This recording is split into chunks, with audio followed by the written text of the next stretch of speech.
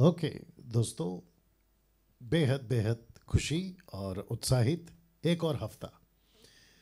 पूछो जो भी पूछना है का ये प्रोग्राम आपके बीच में हम ला पा रहे हैं। आप सभी का बहुत बहुत स्वागत करते हैं प्रभु यीशु मसीह में। और मैं जानता हूँ कि इस प्रोग्राम से हज़ारों की तादाद में लोगों ने जो है बहुत कुछ सीखा है, प्रभु के नज़दीक आए हैं, बातों को समझा है। और मेरा प्रयास कोशिश यही होता है कि आपको किसी भी तरीके से वीडियो के माध्यम से या ऐसे प्रोग्राम से या कोई और तरीके से आप लोगों तक हम खरी बातें पहुंचा सकें, आप लोगों के बीच में ला सके। इस मकसद के साथ मैं आप लोगों के बीच में लाइव आता हूं। दोस्तों, आप लोग कनेक्ट हो रहे हैं, जल्दी जल्दी कनेक्ट हो जाएं। वॉच पार्टी शेयर करना जारी रखें। और नीता जी, अगर आप देख रही हैं, जो कि आप हमेशा करती हैं, मैं चाहता हूं कि इसका लिंक कॉपी करके आप जो है एमएमबी का जो व्हाट्सएप ग्रुप्स हैं उसमें आप डाल दीजिएगा। बेहद खुशी है कि व्हाट्सएप का जो इशू था आज दोपहर में वो सॉर्ट आउट हो गया है। पूरे वर्ल्ड वाइड व्हाट्सएप ग्रुप जो है वो बंद हो गया था तकरीबन कुछ पौने 2 घंटे के लिए, लेकिन वो बाद में ठीक हो गया। तो उसके लिए परमेश्वर का धन्यवाद, क्योंकि सोशल सोशल प्लेटफॉर्म से हम परमेश्वर के काम को फैला सकते हैं और लोगों तक पहुंच सकते हैं। आशा करता हूं कि आप लोग को आवाज़ मेरी स्पष्ट पहुंच रही है और आप लोग मुझे या यहाँ तो सब ठीक आ रहा है।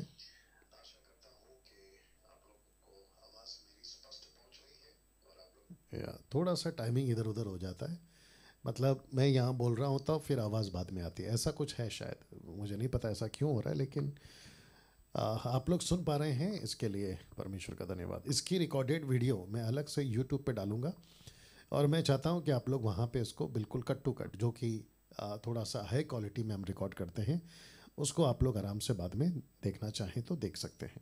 चलिए दोस्तों, एक प्रार्थना के साथ में आज की मीटिंग को, जो प्रोग्राम है पूछो जो भी पूछना है, उसको हम शुरू करेंगे। क्या आप लोग तैयार हैं? आइए प्रार्थना करते हैं। अनुग्रहकारी पिता, प्रभु यीशु मसीह के नाम से हम आपका धन्यवाद देते हैं और कहते हैं कि पिता, आज का जो भी सवाल, जो भी क्वेश्चंस पूछे जाएंगे, उसका उत्तर पवित्र आत्मा जी आपकी अगुवाई में मैं और पूरी आपकी बुद्धि ज्ञान से उनको जवाब दे सकूं, ऐसी हम अगुवाई मांगते हैं। प्रभु जी, जहां कहीं से भी लोग जुड़ते हैं उन सभी के जीवन में आपका बड़ा कार्य हो, ऐसी हम प्रार्थना करते हैं। आदर महिमा आपको देते हैं, ये प्रार्थना यीशु के नाम से मांगते हैं, आमीन। ओके, 200 के आसपास लोग जुड़ चुके हैं और मैं समझता हूं कि अभी मुझे आज की जो बातें हैं आपके बीच में रखना शुरू करना होगा, लेकिन उसके पहले मैं चाहता हूं कि अनाउंसमेंट्स आप लोगों को जल्दी से बता दें। आप जानते हैं कि जो संडे को सभा होती थी, अब वो सैटरडे हो रही है और मैं चाहता हूं कि आप लोग इसका ध्यान रखेंगे, ठीक है ना दोस्तों? परमेश्वर अपना काम कर रहा है। बहुत सारे टॉपिक्स, बहुत सारे विषय, जो कि पिछले हफ्ते आप जानते हैं कि मैंने 3 लेवल के बारे में बात किया था, और वो वीडियो अगर आपने नहीं देखा है तो मैं चाहता हूं कि आप देखें। बहुत अद्भुत तरीके से परमेश्वर की आत्मा ने लीड किया और आप लोगों से बात किया है। तो ऐसे ही अगले सैटरडे, मतलब ये जो आने वाला सैटरडे है, एक पुस्तक है, उसका नाम है जूड, मैं अभी रखूँगा वो प्रोग्राम पर, या उस पुस्तक पर मैं जो हूँ बात करूँगा और आप लोगों को उसको सिखाया जाएगा, मैं रखूँगा उसको। लेकिन मसीह मंथन के जितने भी authorised recognised pastors and leaders हैं, मैं उन लोगों के साथ में मिलता हूँ एवरी थर्सडे एंड फ्राइडे। इस वचन के मुताबिक हम उनको ट्रेन करते हैं, सिखाते हैं और प्रभु के वचन में आगे बढ़ाते हैं। तो मैं चाहता हूं कि आप लोग जितने लीडर्स हैं, जिनको हमने कहा है जो व्हाट्सएप ग्रुप में, वही मात्र आप लोग कनेक्ट होंगे, जुड़ेंगे और प्रभु की महिमा आप लोग करेंगे। मसीह मंथन बैठक से जुड़ें। जी हाँ, मैं चाहता हूं कि आप लोग जहां कहीं से भी देख रहे हैं, मैं अभी रखूँगा 29 राज्यों को। आपको कॉल करना है सुबह 10 से लेकर 6 बजे तक, और मैं जानता हूं कि कभी कभी ये जो नंबर है उपलब्ध नहीं रहता है, उसकी कई वजह है और मैं ज़रूरी नहीं समझता हूं कि फ़िलहाल आपको अभी यहाँ पे बताऊं, लेकिन आप लोग प्रयास करते रहें। अगर एक दिन पूरा आपको नंबर स्विच ऑफ आता है या अवेलेबल नहीं होता या रिंग होती रहती है और उठाया नहीं जाता है, तो समझ जाइएगा कि नितिन जो है वो दूसरे कामों में बिजी है, या फिर आपको ये 3 नंबर दिए हैं जिसमें से आपको कॉल करना है और आप बात कर सकते हैं। तो मैं कह रहा था कि 29 राज्यों में मसीह मंथन बैठक का जो फिजिकल, जिसको कहते हैं वर्चुअल और फिजिकल जो चर्चेस है, वो हमने शुरू कर दी हैं 29 राज्यों में। और मैं चाहता हूं कि इसकी सारी जानकारियां आप लोगों को जो है इन एडमिन्स के द्वारा मिल जाएंगी, और बहुत जल्दी हम जो है उसको डिक्लेयर भी करेंगे कि कहाँ कहाँ हमारी सभाएं चल रही हैं।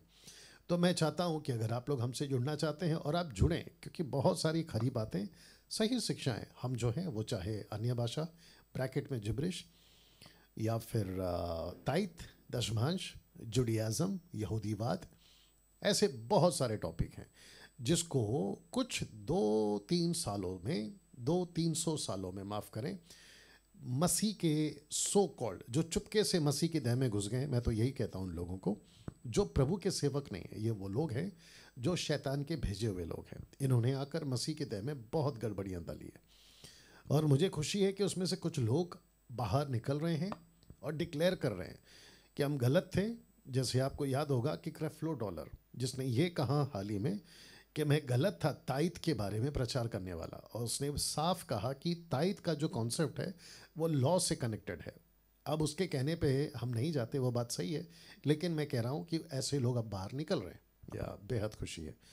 और भी लोग निकलेंगे क्योंकि परमेश्वर का आत्मा कायल करता है, और जिसको बदलता है वो बदलता है तो बाहर आता है। जैसे मैं 2014 से बाहर निकला हूँ, और बहुत अलग अब मैं परमेश्वर के वचन को बताता हूँ, और जिसके चलते विरोध बहुत है और मुझे उससे कोई फ़र्क नहीं पड़ता है, लेकिन परमेश्वर का काम हम करते रहेंगे, ठीक है ना। तो मैं चाहता हूँ कि जुड़ें, क्योंकि बहुत सारी बातों को आप लोगों के बीच में रखी जाती है। तो 29 राज्यों में मैं चाहता हूँ कि अगर आप आंध्र प्रदेश से हैं, जुड़िए, अरुणाचल प्रदेश से हैं तो जुड़िए, असम, बिहार, छत्तीसगढ़, गोवा, गुजरात, हरियाणा, हिमाचल प्रदेश, जम्मू एंड कश्मीर, झारखंड, कर्नाटका, केरला, मध्य प्रदेश, महाराष्ट्र, मणिपुर, मेघालय, मिजोरम, नागालैंड, ओडिशा, पंजाब, राजस्थान, सिक्किम, तमिलनाडु, तेलंगाना, त्रिपुरा, उत्तर प्रदेश, उत्तराखंड, वेस्ट बंगाल। मैं चाहता हूं कि इन सभी जगह से आप लोग जो हैं, अगर मुझे अभी देख रहे हैं, सुन रहे हैं, मैं चाहता हूं कि आप लोग हमें कॉल करें। नीता जी को कॉल कर सकते हैं, सिमरप्रीत को कॉल कर सकते हैं, देवेंद्र सावंत को कॉल कर सकते हैं। इसके पहले हमने जो नंबर्स दिए थे, आपके पास अगर कोई पुरानी वीडियोस अगर आती है तो मैं चाहता हूं कि आप जो है इसी नंबर पे फ़ोन करें, क्योंकि रिस्पॉन्सिबिलिटी हमने इन लोगों को दी है अभी। ओके, इसका ख्याल रखें। ओके, आशा विलर जी जो कि इंटरनेशनल ग्रुप को चलाती हैं, ये उनका नंबर है, और हम चाहते हैं कि आप लोग जो हैं भारत के बाहर जहाँ कहीं से भी आप लोग मुझे सुनते हैं, तो मैं चाहता हूँ कि अगर आप खरी शिक्षा, साउंड डॉक्ट्रिन को पसंद करते हैं, आपको साउंड डॉक्ट्रिन फॉलो करना है, और आप हिंदी भाषा समझते हैं, मैं चाहता हूँ कि आप लोग हमसे कनेक्ट हों। साथ ही साथ नेपाल के लिए सिस्टर समझना, इनको कॉल कर सकते हैं, और ये आपको जो है नेपाल में मसीह मंथन का जो चर्च है, फिजिकल वर्चुअल जो भी अभी हम कर रहे हैं, ये आपको उसमें लीड करेंगे। पाकिस्तान के लिए ब्रदर विशाल साकिब को आप कॉल कर सकते हैं, और मैं चाहता हूं कि पाकिस्तान से जितने लोग हमें सुनते हैं, आप लोगों को भी इस बात की जानकारी यहाँ ब्रदर से मिलती रहे। एक अच्छी चीज़ हमने की है, मसीह मंथन प्रेयर टीम हमने स्टार्ट की है नए विश्वासियों के लिए, क्योंकि बहुत लोग कॉल करते हैं और वो चाहते हैं कि हम उनके लिए प्रार्थना करें। जो नए लोग हैं, याद रखिए, नए लोग, पुराने लोगों को खुद प्रार्थना करनी है।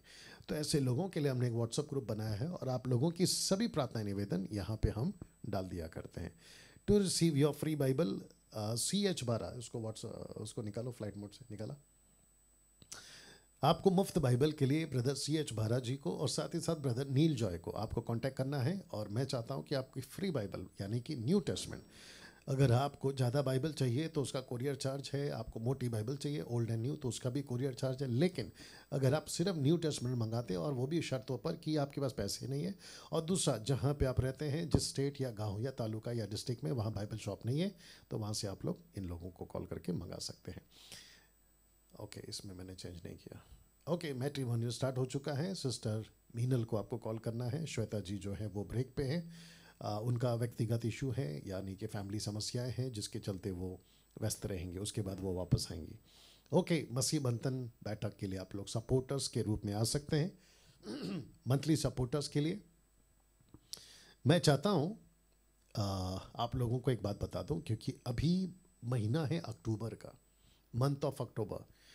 देश और विदेश जहाँ कहीं से भी आप लोग अभी मुझे सुन रहे हैं, मैं चाहता हूँ कि नेक्स्ट मंथ नवंबर आ रहा है, उसके बाद दिसंबर आ रहा है। आप जानते हैं कि भारत में ठंड पड़ती है और रात में बहुत लोग ऐसे हैं जिनके पास में घर नहीं होता है, छत नहीं होती है रहने के लिए, और जिसके चलते वो स्ट्रगल करते हैं अपनी गरीबी को लेकर। कभी खाना नहीं होता है, और विशेष करके आदमी, चलो ठीक है भाई, है ना, खाना ना खाए या कहीं ना कहीं से मिल जाए थोड़ा बहुत, लेकिन रात में 8 घंटा अगर उनको सड़क पे सोना है तो उनको कंबल चाहिए होता है, चद्दर, कंबल जो भी कहते हैं आप लोग, ब्लैंकेट। मैं सोच रहा हूँ कि हम अपनी गाड़ी में मसीह मंथन के टीम के साथ में हम रात में निकलें, बहुत सारा कंबल गाड़ी में डाल के, और हम उसको जो है सड़कों पे उसको लोगों को दें। ये एक मैं करने जा रहा हूँ, जिसके लिए हमें फाइनेंशियल सपोर्ट चाहिए। आप में से कई लोगों को अगर बोझ है, बहुत ध्यान से सुनिएगा, आप में से अगर कई लोगों को बोझ है कि पास्टर डैनियल हम भी इस अच्छे काम में अपना हाथ बटाना चाहते हैं या सपोर्ट करना चाहते हैं, तो मैं चाहता हूँ कि इनको कॉल करें, और आप लोग जो हैं, आपकी जो भी रकम है लोगों के लिए, आप लोग उसको दे सकते हैं। और याद रखिएगा कि NGO, मसीह मंथन बैठक NGO, जो हम भारत सरकार के अधीन में इसको रजिस्टर किए हैं मसीह मंथन को, और उसका टैक्स बेनिफिट अगर आप लोगों को चाहिए, आप में से अगर कोई है जो कहना चाहता है कि मैं बहुत सारे कंबल्स, 1000 2000 कंबल जो है वो डोनेट करना चाहता हूँ, लेकिन मुझे टैक्स बेनिफिट चाहिए, तो उसका जो टैक्स बेनिफिट होता है सुमन आपको दे देंगी, और आपको जो IT रिटर्न होता है आपका, उसमें आपको छूट मिलेगी। आप लोग जानते हैं मैं क्या बात कर रहा हूँ। ऐसे और भी कई काम हैं सड़कों पे, with the help of RTO, जो RTO होती है, ट्रैफिक पुलिस, उनकी मदद से जो विदाउट हेलमेट जाते हैं, हम उन लोगों को हेलमेट हेल्प करना चाहते हैं, यानी कि फ्री में उनको हम हेलमेट देना चाहते हैं मसीह मंथन NGO की तरफ से। और साथ ही साथ स्कूल फीस, मेडिकल, या फिर और भी जो ग्रोसरी पैकेट्स होते हैं, फूड पैकेट्स होते हैं, जो हम वायरस के टाइम से करते आ रहे हैं, तो इन सभी के लिए अगर आप में से कोई भी आगे आना चाहते हैं, मदद करना चाहते हैं, यू आर मोस्ट वेलकम। और इसकी बाकायदा आपको रिसिप्ट, जो भी आप डोनेशन देते हैं NGO के लिए, मसीह मंथन बैठक NGO, उसकी आपको रिसिप्ट मिलेगी, और साथ ही साथ आपको टैक्स बेनिफिट भी उसमें मिल जाएगा। उसके अलावा आत्मिक जो काम हम करते हैं, मकसद क्या है मसीह मंथन बैठक का, ये वाला वचन हम चाहते हैं कि भारत में मसीह की दया से, Africa, America, Korea, Japan, China, इन जगहों पे तो लोग कर ही रहे होंगे, लेकिन कम से कम भारत के अंदर मैं चाहता हूं कि जितनी भी गलत शिक्षाएं हैं, अन्य भाषा को लेकर, ताइथ को लेकर, यहूदीवाद को लेकर, और पवित्र आत्मा के दानों को लेकर जितनी भी गड़बड़ियां हैं, और जो so called independent, main line, Pentecostal, charismatic, ऐसे जो ग्रुप चलाते हैं या रहते हैं, उनमें से कुछ लोग अच्छे हैं, लेकिन कई लोग जो है जरा बदतमीज़ हैं, गलत तरीके से प्रचार करते हैं और कलीसिया को लूट रहे हैं, लोगों को धोखा दे रहे हैं। आपको याद होगा मैंने बताया था कि व्यवस्था विवरण 28 अध्याय का B पार्ट दिखाकर लोगों को डरा रहे हैं। कुछ लोग कहते हैं कि अगर आपने हमको ताइत नहीं दिया, हम आपके घर पर आकर ये पार्ट पढ़ जाएंगे और आपके ऊपर श्राप आएगा। क्या मूर्खता है और क्या नॉनसेंस है।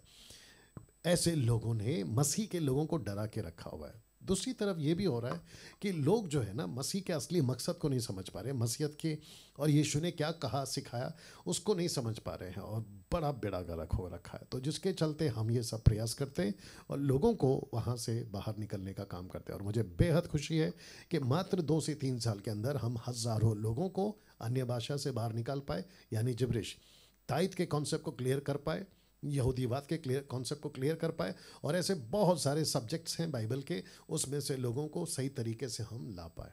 और अब वो परमेश्वर के साथ चल रहे हैं, किसी दास के पीछे नहीं भाग रहे, so called apostle, profit, reverend, bishop नहीं भाग रहे, वो सिर्फ यीशु के पीछे भाग रहे हैं। और ना ही लेइंग हैंड्स का कॉन्सेप्ट है यहाँ पे, ना ही बाइबल में है, और ना ही हम ऐसा कुछ कर पाते हैं। ठीक है ना। तो मैं चाहता हूँ कि आप लोग अगर इस तरीके से आगे आना चाहें, जो कि हम कर रहे हैं, साउंड डॉक्ट्रिन इसलिए रखते हैं ताकि जो फॉल्स टीचिंग है उसमें से हम लोगों को बाहर निकाल सकते हैं। उम्मीद करता हूँ कि आप इस बात को समझ गए। तो बढ़ चढ़कर आगे आएं और प्रभु के राज्य में खूब हाथ बटाएं। प्रभु आप लोग को आशीष दे। ना दोस्तों, मसीह मंथन बैठक का जो 5 मिनट्स का जो टीचिंग का कॉन्सेप्ट है उसको हम शुरू कर चुके हैं। इसकी वीडियोस आप लोग देख रहे होंगे। यूट्यूब चैनल को सब्सक्राइब करें, साथ ही साथ में बेल आइकन प्रेस करें। और याद रखिए, मैं ये इसलिए नहीं कहता हूँ क्योंकि मुझे पैसे कमाने, मैं चाहता हूँ कि आप लोग इस बात को समझें कि मैं ये क्यों कह रहा हूँ, ताकि इस वचन आप लोगों तक पहुँच सके। फेसबुक पे आप लाइक और कमेंट्स कर सकते हैं, माफ़ करना, पेज को लाइक और फॉलो कर सकते हैं। और ये जो थंब है इसको आप लोग जो है ज़रूर प्रेस करें ताकि वीडियो की नोटिफिकेशन आपको आती रहे। प्रचारकों का झुंड, बेहद खुशी है, कुछ ही दिन बच गए हैं, अगले हफ्ते से वो शुरू हो रहा है। एक साथ हम 500 लोगों को तैयार करेंगे। 500 स्टूडेंट्स को हम लोग एट अ टाइम तैयार करेंगे। अगले महीने से शुरू हो रहा है, 20 दिन का होगा और ये रात को 8 बजे होगा। ये देख लीजिए, कुछ ऐसा ना। अगले हफ्ते मतलब जो आने वाला सैटरडे, इस टॉपिक के ऊपर मैं बात कर रहा हूँ, study on the book of Jude verse by verse, वचन दर वचन, एक एक वचन को क्लियर करूँगा। और मैं चाहता हूँ कि ये पुस्तक जो बाइबल की सेकेंड लास्ट बुक है, एक ही चैप्टर है, ओके। तो इसकी स्टडी मैं आप लोगों को इस सैटरडे को देने जा रहा हूँ, 29 तारीख को। आप लोग देख सकते हैं रात 8 बजे, और ये फेसबुक और यूट्यूब पे मैं लाइव रहूँगा। ओके दोस्तों, अब शुरू करते हैं आज का प्रोग्राम। फर्स्ट कॉल, या हेलो, ओके, नो प्रॉब्लम। अगर आता है तो मुझे बताइए। या ओके दोस्तों, ये नंबर पे आपको कॉल करना है और ये नियम है इसके मुताबिक ही आपको हमसे सवाल करना है, ठीक है ना जी। Hello hello, praise the Lord sir जी। Praise the Lord sister. Sir, मैं पुणे से बोल रही हूँ जी, बोलिए। हमारे यहाँ पे 2 लेडी आए थे, अच्छा। सिस्टर आए थे यानी। अच्छा। तो वो मुझे टीचिंग दे रहे थे, तो मैंने उनको पहले बताया कि आपके चर्च में अन्य भाषा का कुछ चलता है क्या? तो बोले अन्य भाषा। बोले तो क्या? तो मैं बोली जैसे वो जिब्रीश वगैरह बोलते हैं। तो बोले नहीं नहीं सिस्टर, हमारे इधर वो नहीं चलता। तो बोले ठीक है जी। तो मैंने उनका 1-2-4 दिन टीचिंग चालू किया जी। फिर बाद में सिखाते सिखाते उन्होंने मुझे पवित्र आत्मा का सिखाया था जी। तो उन्होंने बोला पवित्र आत्मा का नाम भी रहता। तो ये सच है सर जी? क्या क्या क्या क्या, वापस बोलिए। पवित्र आत्मा का भी नाम है। पवित्र आत्मा का भी नाम है। अच्छा, पवित्र आत्मा का भी कोई नाम है क्या? ओके ओके ओके ओके ये उन्होंने आप लोगों से कहा? हाँ, तो उन्होंने मुझे नाम भी बताया था एक। अच्छा, और क्या नाम बताया? अजीब सा नाम था वो। बोलिए बोलिए, नाम क्या है? तो उन्होंने नहीं क्या, फिर मैं बोला नहीं ऐसा तो कुछ नहीं हमारे पास। नहीं नहीं, मैं पूछ रहा हूँ कि उन्होंने नाम क्या बताया? सर मैं भूल गई वो नाम। तो मैंने उनको बताया ना कि ऐसा तो नाम नहीं है। मैं बोली हमारे सर जी ने ऐसा कुछ बताया नहीं करके। तो नहीं, सर जी छोड़ दीजिए बाइबल में कहीं पर है क्या ऐसा नाम? हाँ, तो मैंने पूछा ना उनको बाइबल में है क्या? तो बोले नहीं, वो उसका खुलासा अंत के दिनों में होगा। अच्छा। तो हमारे जो उनके टीचर जो सिखाते थे ना उनको जी, तो उन्होंने बताया था। तो ऐसा ऐसा कुछ नाम है करके। ठीक है ठीक है ठीक है। तो मैं बोली आप एक ठीक है, काम हमारे करो, सर जी से बात करूंगी। सुनिए सुनिए सुनिए, आपके पास में उनका नंबर है? हाँ, नंबर है ना। ओके, तो आपके अभी ये जो आप फोन लगा रही हैं, कॉन्फ्रेंस कॉल करने आता है आपको? नहीं ना सर, मैंने उनको बोला मैं आपने जो जो पूछा है कि और भी बताया था उन्होंने। चलिए ठीक है, मैं बात को समझ गया। पहली बात, आपका बहुत बहुत स्वागत। और जितने दर्शक देख रहे हैं, कुछ 430 या 40 के आसपास आप लोग हमसे जुड़ गए हैं। आप सभी का बहुत बहुत स्वागत। और साथ ही साथ आपको मैं बता दूं कि फेसबुक, माफ़ करना, जी हाँ, फेसबुक पे आपको वॉच पार्टी शेयर करना है और लोगों तक आप जो है ये वीडियो को पहुंचा सकते हैं ताकि बहुत सारी जानकारियां लोगों को मिल सके। और याद रखिए, ये जो प्रोग्राम है सिर्फ और सिर्फ मसीह समाज को एजुकेट करना, उनको जागरूक करना वचन के अनुसार ना। दोस्तों, आप लोगों ने सुना होगा, इस बहन को कुछ लोग मिलने आए थे और इन्होंने कहा कि वो 2-3 दिन से उनकी टीचिंग को सुन रही हैं। और फिर एक ऐसा बात निकला कि पवित्र आत्मा का भी एक नाम है। जैसे यीशु का नाम परमेश्वर यहोवा एक नाम, वैसे पवित्र आत्मा का भी एक नाम है। तो ये वो क्या बोली थी, विचित्र सा कुछ कह रही थी कि ये भी भूल गई हैं। चलो आज नहीं तो कल एक हफ्ते के बाद इनको पता चल जाए तो मैं चाहूँगा कि ये मुझे कॉल करके बताएं कि उन्होंने क्या कहा था। लेकिन जिसको हम बाइबल कहते हैं, परमेश्वर का वचन कहते हैं, 4 सुसमाचार की किताबें, उसके बाद में प्रेरितों की किताब जिसको कहते हैं द हिस्ट्री बुक, मतलब चर्च हिस्ट्री बुक, जिसमें प्रेरितों की किताब में 28 अध्याय, उसके बाद में लेटर्स पौलुस के हैं, पतरस के हैं, है ना, जॉन के हैं, जूदा के हैं। इन सभी जगहों पर कहीं पे भी यीशु ने, पतरस ने, पौलुस ने, स्टीफन ने, फिलिप ने, किसी ने भी पवित्र आत्मा का नाम क्या है नहीं बताया, और हमें ज़रूरत भी नहीं है। और देखिए, जो कुछ परमेश्वर ने रिवील किया है उसके मुताबिक ही हम चलते हैं। तो मैं समझता हूँ कि मत्ती 28 का 18 ये जो 3 बातें ये हमारे लिए काफ़ी हैं, बाकी हमें नहीं चाहिए। यीशु कहता है कि जाओ, उन्हें पिता, पुत्र, पवित्र आत्मा के नाम से। अगर आप इसको इंग्लिश में पढ़ोगे तो पहला आता है नाम, तो लिखा है इन द नेम। हिंदी में पढ़ोगे, मराठी में पढ़ोगे तो नाम नीचे आता है, इंग्लिश में पढ़ोगे तो ऊपर आता है। तो in the name of the Father and the Son and the Holy Spirit name. तो होली स्पिरिट का नाम ही होली स्पिरिट है, पवित्र आत्मा का नाम ही पवित्र आत्मा है। अब ऐसा क्यों, वैसा क्यों, ये पूछने का हक आपको और मुझको नहीं है। जितना प्रकट किया है, जितना रिवील किया है, जितना खुलासा किया है, उतना काफ़ी है। तो जो दर्शक जानना चाहते हैं, जैसे बहन जानना चाहती हैं, क्या पवित्र आत्मा का भी कोई नाम है? जी नहीं, यही नाम है, पवित्र आत्मा, सत्य का आत्मा, पिनियोमा ग्रीक वर्ड।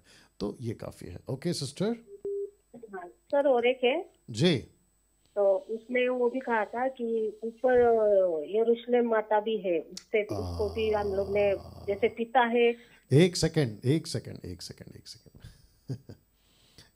ये सिस्टर से थोड़ा बात करते हैं। ओके सिस्टर जी, सबसे पहला ये बताओ, आप खुद प्रभु में कितने टाइम से हैं? आपकी टीचिंग सुन रही हूँ जब से ही है। ओके, तो आपको जब, मेरी बात सुनो, मैंने लिखा है ना कि जितना पूछते हैं उतना ही बोलना है। ओके, ये नियम आपको पता होगा। वापस कह रहा हूँ कि जब आपको पता चल गया इनकी टीचिंग से, तो फिर आप उनको क्यों सुन रही थी? आप उन्होंने बोला था ना कि हमारे यहाँ पे अन्य भाषा वगैरह नहीं, और मैंने जिधर जिब्रिश वगैरह चालू है तो मैंने वो सब चर्च बंद कर दिया ना। तो मैं बोली चलो इधर नजीक के नजीक इनका अटेंड करेंगे, बोल तो अपने को भी जाने को होगा ना। नहीं, तो आपको और जितने दर्शक देख रहे हैं उनको नज़दीक है इसलिए हम चले जाएंगे, अच्छा लगता है इसलिए हम सुनेंगे, नहीं। नज़दीक हो या दूर हो, अच्छा हो या बुरा हो, आपको सबसे पहले जांचना है कि उनकी बातें बाइबल से मैच करती हैं नहीं करती हैं। ये आपने क्यों नहीं जांचा? हाँ, वही तो मैंने जांचने के लिए उनको बुलाया था ना, कि जैसे आपने बोले थे ना आप भी परखने का। तो मैं बोली, वो बोले फिर आप इतने दिन से हमारा सुन रहे थे। मैं बोले हम आपको परख रहे थे ना क्या। एक सेकंड सिस्टर, आपका नाम क्या है? आशा सर जी। आशा जी, एक प्रश्न पूछ रहा हूँ, सोच समझ के जवाब दीजिएगा। आप जब मार्केट में कोई चीज़ खरीदने जाती हैं तो दुकान वाले को कहती हैं कि मैं इसको लेकर जाऊंगी, 1 हफ्ता इस्तेमाल करूंगी, उसके बाद डुप्लीकेट है ओरिजिनल है तब पता लगा, ऐसा कुछ करती हैं आप? नहीं सर जी। हाँ, तो आप जो लेडीज़ लोग होती है ना, आप लोग बहुत स्मार्ट होती हैं, एक्सपर्ट होती हैं। आप लोगों को आसानी से पता चल जाता है कि नकली क्या है, असली क्या है, खास करके महिलाओं को। तो वैसे ही है ना, आपको 2-3 दिन सुनेंगे फिर पता लगाएंगे, नहीं, इसकी ज़रूरत नहीं है। जब चावल पक जाता है ना, तो ऊपर का 2 दाना उठाने से ही पता लग जाता है कि चावल पक चुका है या कच्चा है, राइट? वैसे ही किसी व्यक्ति से 5 मिनट बात करो ना, 5 मिनट में ही पता चल जाता है कि बंदा कौन सा वाला है। तो आपको भी कह रहा हूँ, बाकी लोगों को भी कह रहा हूँ, टाइम पास मत करिए। देखिए, मैं फिर कहता हूँ, जहोवा विटनेस कल्ट ग्रुप है, ओनली जीसस कल्ट ग्रुप है, माता यरूशलेम कल्ट ग्रुप है, एलिमिनाटी कल्ट ग्रुप है, और कोई और एक ग्रुप है, नाम याद नहीं आ रहा है, बर्नर्ड ऐसा कोई ग्रुप है, कुछ उनकी टीचिंग है, कहते हैं जीसस जो आने वाला था वो उनका कोई आया था, वही है, बकवास। या कोई प्रॉफिट है, पता नहीं क्या क्या सिखाते हैं, वो भी कल्ट है। और दूसरा क्या है, जो भी मूर्ति पूजा करता है, वो चाहे यीशु की हो, ईसा मसीह आप लोगों की भाषा में, मरियम की हो, संतों की हो, रोजरी हो, क्रॉस हो, यीशु की तस्वीर हो, मूर्ति पूजा करने वाला, वो चाहे कोई भी डिनोमिनेशन हो, वो भी कल्ट है। और ऐसे बहुत सारे जो बाइबल है, और सबसे ज़्यादा जो ग्रुप मसीह में होकर भी अन्य भाषा, मैं उसको भी कल्ट बोलूँगा, क्योंकि बाइबल की अन्य भाषा अलग है और शैतान की लाई हुई जिब्रिश वो अलग है, वो भी कल्ट है। तो इन सभी से बचना है।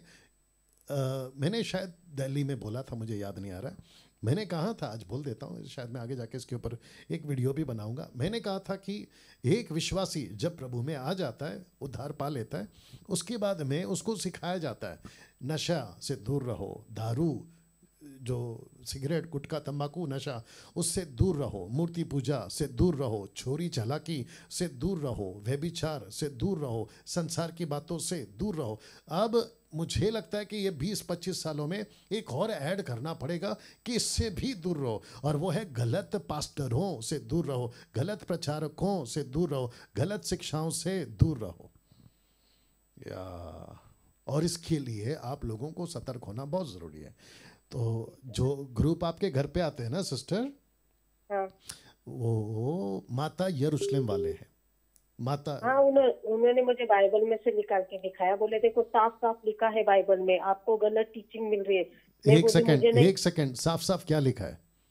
कि ये अपनी माता है करके। तो साफ साफ कहाँ पे लिखा है? आपको किसने कहा कि वो साफ साफ लिखा है? वहाँ साफ साफ कहाँ लिखा है? यरूशलेम हमारी माता है, तो हमें माता को भी करना चाहिए। एक सेकंड आप तो समझदार है, मैं जानता हूँ, मैं आपको नहीं कह रहा। अगर कोई माता यरूशलेम वाले या आप उसमें ग्रुप में हैं और आप लोग फंस गए हैं और जो सिखा रहे हैं, मैं उनको भी कहता हूँ कि गलतियों की किताब उसका 4 अध्याय वचन 26, जहाँ पे लिखा है कॉन्टेक्स्ट में अब्राहम की पत्नी और साथ ही साथ में जो पत्नी थी उसकी दासी हजीरा और सारा, ये कॉन्टेक्स्ट है।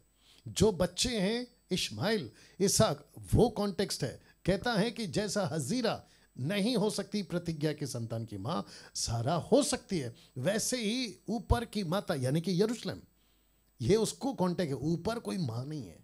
कॉन्टेक्स्ट में बाइबल नहीं पढ़ते ये लोग, नहीं पढ़ाते और कहते साफ साफ लिखा। क्या बेवकूफ़ी और क्या मूर्खता है, वो नहीं है साफ साफ। जी वापस बोलिए। यही बताया था उसने, ऊपर भी एक माता है करके। तो देखो यहाँ पे लिखा है। आपने जब पढ़ा तो आपको क्या लगा? मैंने उसको जब भी बोला, मैं बोली नहीं ऊपर माता नहीं, ये कॉन्टेक्स्ट में है पूरा बाइबल, क्या दृष्टांत में लिखा हुआ है। मैं बोली इसके पीछे, हर एक के पीछे कुछ ना कुछ ये है, कारण है। मैं बोली प्रभु का जी। ये तुम कुछ भी बता रहे मुझे नहीं पढ़ना है। मैं बोली सिस्टर सॉरी, मैं बोली आपने प्रभु का नाम लिया था इसलिए मैंने आपको इंटरव्यू दी, और आपके एक पे 2-3 दिन सुना भी मैंने, मुझे नहीं सीखना है, आप बताया करो। जी जी बोले जी। नहीं टीचर, नहीं सिस्टर, बोले आप गलत शिक्षा में जा रहे हैं, आप टीचिंग लो, आपको प्रभु ने चुन लिया है। ठीक है। Thank you. ओके, आशा करता हूँ कि आपको जवाब मिल गया। ना तो पवित्र आत्मा का कोई नाम हमें दिया गया है और ना ही आने वाले दिनों में दिया जाएगा। जो दिया गया है वो फाइनल है। ओके, हाँ सर जी इसका ऑडिट करके मुझे भेजना, इसमें मैं उसको सुनाऊंगी, मैं बोली उसको, मैं जी बिल्कुल भेजेंगे, आपको बताऊंगी, बिल्कुल भेजेंगे। और इसकी एडिट वीडियो जब होगी तो आप उनको भी भेज देना। हाँ, उनको ही दिखाने के लिए बिल्कुल भेजिए। और जितने दर्शक देख रहे हैं, मैं आपको भी बता दूं, इसकी वीडियो जब एडिट होगी, और उसमें 2-3 पॉइंट मैं अभी से डाल देता हूं कि माता यरूशलेम पूरी तरह से गलत है। 1% भी गुंजाइश नहीं है कहीं से भी कि ये लोग सही हैं। टोटल गलत है। उनकी किसी भी बात को, किसी भी स्टेटमेंट को बाइबल से मैच कर ही नहीं सकते। और इतने ये कहते हैं कि इनको कहते हैं कि गलत शिक्षाओं में, ये खुद ही गलत शिक्षाओं में। मैंने कहा ना बीच में कि आजकल ऐसा हो गया है कि भेड़िए सिखा रहे भेड़ों को कि तुम गलत हो, जबकि भेड़ों को कहना है भेड़िए को कि भाई तुम गलत हो, लेकिन भेड़िए सिखा रहे आजकल। ये नौबत आ गए। तो फिर से कहता हूँ कि माता यरूशलेम, मदर जेरूशलेम, आप लोग सुधर जाओ। आप लोग टोटल गलत हो। और जितनों के भी घर पे ये जाते हैं, भारत के अंदर, पूना के अंदर, महाराष्ट्र के अंदर, कहीं पे भी जाते हैं मसीह लोगों, ध्यान से सुनो, जैसे ही पता चला उनको पहला पूछो। आप लोगों की स्टडी इतनी मजबूत होनी चाहिए, फिर पूछ लेना, ठीक है ना, मजबूत करो। और मेरा प्रयास यही है, उनको सीधा पूछो आप कौन हैं, आपका डॉक्ट्रिन क्या है, आपका सिद्धांत क्या है। कैथलिक हो, कैरिस्मेटिक हो, पेंटिकॉस्टल हो, जवा विटनेस हो, ओनली जीसस हो, इल्यूमिनाटी हो, माता यरूशलेम वाले हो, और ऐसे सब जो कल्ट ग्रुप्स है ना, उनको पूछो आप कौन है। अगर वो कहते हैं कि नहीं नहीं नहीं, हम तो बाइबल फॉलो करते हैं, हम तो यीशु को मानते हैं, ठीक है, आगे फिर पूछो कि पिता, पुत्र, पवित्र आत्मा, अन्य भाषा, थाइत, जिब्रिश, ऐसे सभी चीज़ों को जांचो। और मुझे लगता है कि आप आधे घंटे के अंदर आपको पता चल जाएगा कि बंदा पानी में, दूध वाला पानी और वाला हिसाब आपको क्लियर हो जाएगा। तो फिर से कहता हूँ, माता यरूशलेम 1,00,000% गलत है। किसी भी एंगल से वो लोग सही नहीं है, पक्का बिगड़ेंगे और बिगाड़ते जा रहे हैं और खुद ही बिगड़ेंगे। ओके, तो उम्मीद करता हूँ कि आप लोगों को ये बात समझ में आ गई। Okay, next call. या हेलो। थैंक यू सर जी। जी बहुत बहुत शुक्रिया जी। हेलो। जय मसीह पास्टर जी। जी जय मसीह। मुकेश बोल रहा पंजाब से जी। जी बोलिए मुकेश। सर मेरा सवाल था आपसे एक जी। कि सर जैसे कि किसी के कहने पे हमको सुसमाचार सुनाना चाहिए जगह जगह पे जाके? किसी के कहने पे? हाँ जी सर, जैसे पास्टर कोई बोलते हैं कि जगह जगह पे जाओ, घरों घरों में सुसमाचार सुनाओ जाके। हाँ जा सकते हैं, क्यों, क्या दिक्कत है? सर जैसे कि बोलते हैं कि घरों में जा जाके सुनाओ, तो आपको तो पता पंजाब में क्या स्थिति है वैसे भी। नहीं नहीं नहीं, आपका क्वेश्चन नहीं समझा मैं। आपका क्वेश्चन को ठीक कर लीजिए, प्रश्न को ठीक कर लीजिए। घर घर जाना है या नहीं जाना, ये क्वेश्चन है, या हाँ जी, हाँ पास्टर जी। कहता है तभी जाना है, ये ठीक क्या पूछना चाहते हैं आप? हाँ जी, जैसे पास्टर जी बोलते हैं जाओ, जैसे पास्टर जी को तो पता ही है सर कि पंजाब की क्या स्थिति है इस टाइम, तो वो बोलते हैं कि जाओ घरों घरों में जाके सुसमाचार सुनाओ।